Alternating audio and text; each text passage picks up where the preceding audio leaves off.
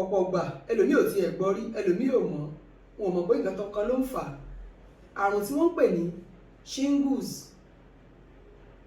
Àrùn shingles yìí ó ní bí àfijọ pé kí wọ́n sọ wípé kúrúnà àbí nǹkan kankan ó múyàn lára.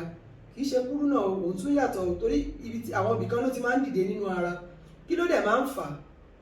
Ìgbà wo la máa ń rí lára? Àwọn wo ló lè mú? Torí pé kí ni àìsàn tí à ń sọ yìí, viral infection ni, kò sí ìdédé múyàn. Àwọn tí wọ́n bá ti ní ìpèníjà chicken pox rí tó ti mú wọn lọ́jọ́ tó ti pẹ́, tó bá ti wá di pé wọ́n dàgbà tí immunity wọn ti wá lọlẹ̀ jọjọ, àwọn ni wọ́n máa ń ṣe alábàápàdé irú àìsàn tí à ń sọ yìí. Tí èèyàn ò bá ní chicken pox rí, ó ṣòro kí shingles mú. Shingles tá à ń sọ yìí, àwọn ibìkan ló ti máa ń múyàn ní àgọ́ ara.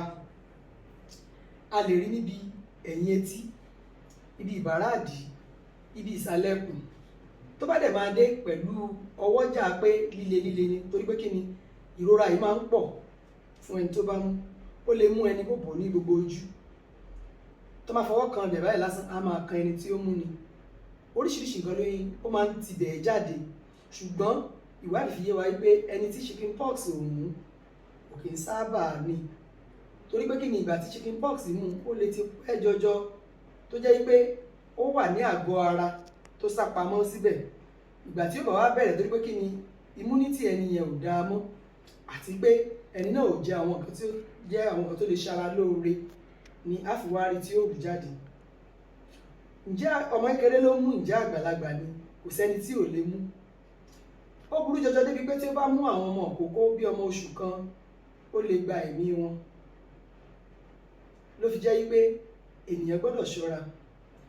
Wọ́n ń gba vaccine shingles tá à ń sọ yìí, ṣùgbọ́n pé èèyàn gba vaccine ìyẹn ò ní pé kó má tún ní ṣe ìkòjàmbá rẹ̀, ṣùgbọ́n ó máa wá yàtọ̀ sí ẹni tí ò gba vaccine rẹ̀ ni. Kí ni àwọn àpẹẹrẹ téèyàn ó máa rí ẹni tí shingles bá mú? A máa rí pé ara ṣàǹkàn, orí fífọ́, bíi kí ara máa kú rìrì bíi pajápajá. Gbogbo ibi tí ó bá ti mú á máa yún. Yíyún tó máa yún kì í ṣe pé yíyún téèyàn máa họ ara tí ó máa dùn mọ́yàn, yóò máa kán ni, téèyàn yóò fẹ́ lè máa sun ẹkún. Ẹni tí shingles yìí bá mú, ó dẹ̀ ṣe pàtàkì because ó máa ń fa fever gbà míì fún ẹlòmíì, àti ó kàn máa rẹ ẹni yẹn, á máa rẹ gbogbo tó bá yà ti ṣe, á máa rí pé ó ń rẹ̀ wọ́n. Àwọn tó bá dẹ̀ ti dàgbà ni kìíní yìí sábà máa ń mú, gẹ́gẹ́ bí mo ṣe sọ. Ló fi jẹ́ pé àwọn àgbàlagbà wa, gẹ́gẹ́ bí a ṣe máa ń sọ wípé gbogbo àwọn àrùn kọ̀ọ̀kan wà tó yẹ pé ìgbà tí wọ́n bá di àgbàlagbà yẹn ni ó máa ń ṣẹlẹ̀. Kí ló dẹ̀ máa ń fà ni pé immunity wọn ó ti lọlẹ̀. Níwọ̀n ìgbà tó bá wá ti rí báyìí, àwa tá a wà lọ́dọ̀ yìí, ẹ jẹ́ ká gbìyànjú ká rí dájú wípé immunity wa ó dúró déédéé. Ká má fi ọwọ́ ara wa fa jọ̀gọ̀dì nípa pé lifestyle tá à ń gbé. Torí pé kí ni àwọn immune system ẹlòmíì ó ti bàjẹ́ tipẹ́.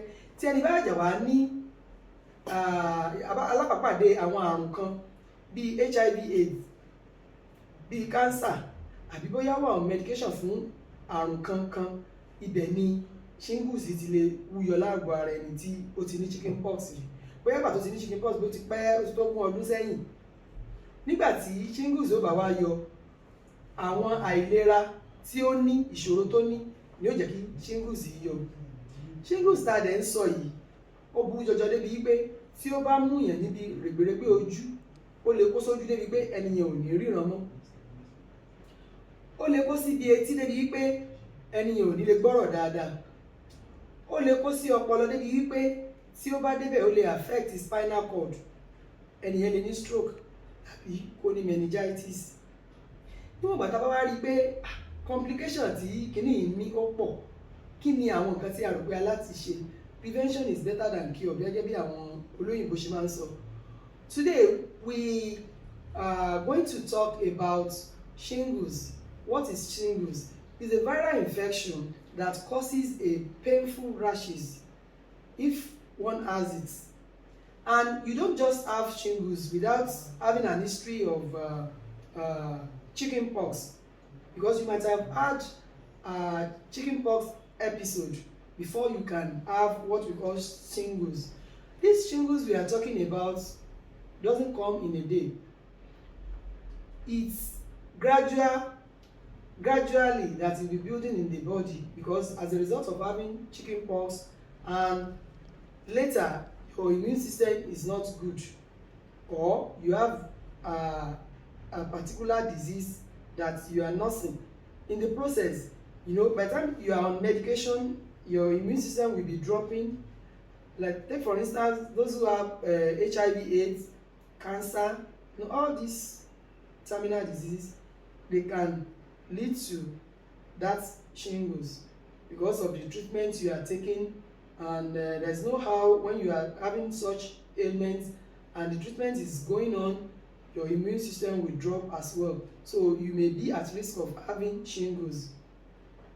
These shingles we are talking about, you can't have it without an history of chicken pox, and it always occur in aged people.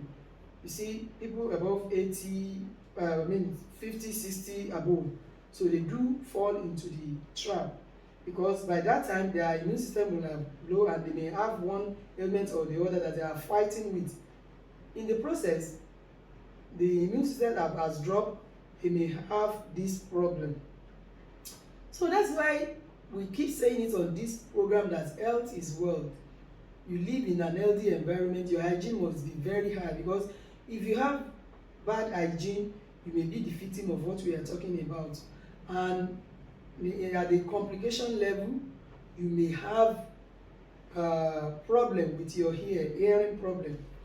Your vision may be lost, and there are so many things that damage that this shingles can do. You may have stroke, meningitis, serious headache, and very painful disease. So once we know all this, we need to boost our immune system.